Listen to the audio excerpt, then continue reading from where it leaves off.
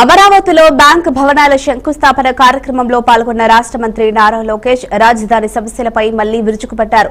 దేవతల రాజధానిని దయ్యాలలాగా నాశనం చేయాలనుకున్నారని విమర్శించారు.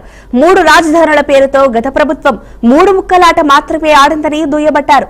అమరావతిలో ఒక్క ఇటుకు కూడా పెట్టకపోయినా వారే విశాఖలో ఒకే వ్యక్తి కోసం ప్యాలెస్ కట్టారంటూ ఎదురుదాడి చేశారు.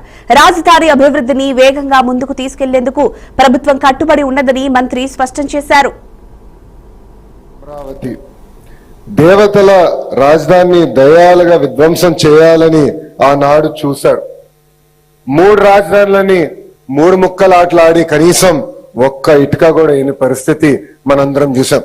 కానీ ఒక్క వ్యక్తి నివసించడానికి 700 కోట్ల రూపాయలు ఖర్చు పెట్టి విశాఖపట్నంలో ప్యాలెస్ కడతాం కూడా ఆంధ్ర రాష్ట్ర ప్రజలు చూశారు.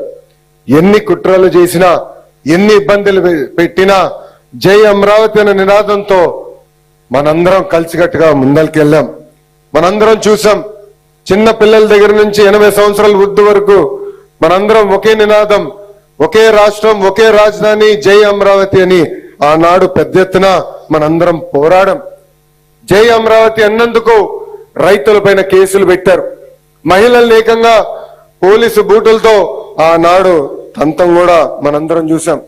1631 రోజులు అమరావతి ఉద్యమం నడిచింది.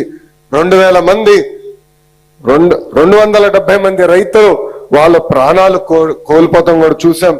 సుమారుగా 3000 మంది రైతుల పైన ఆనాడు కేసులు పెడతాం కూడా మనందరం చూస్తాం జరిగింది. కానీ ఆనాడే చెప్పాం, ఆపేసే దానికి అమరావతి ఎవరో ఇంట్లో స్విచ్ కాదు, ఇది పవర్ఫుల్ ప్రధానమంత్రి నరేంద్ర మోడీ గారు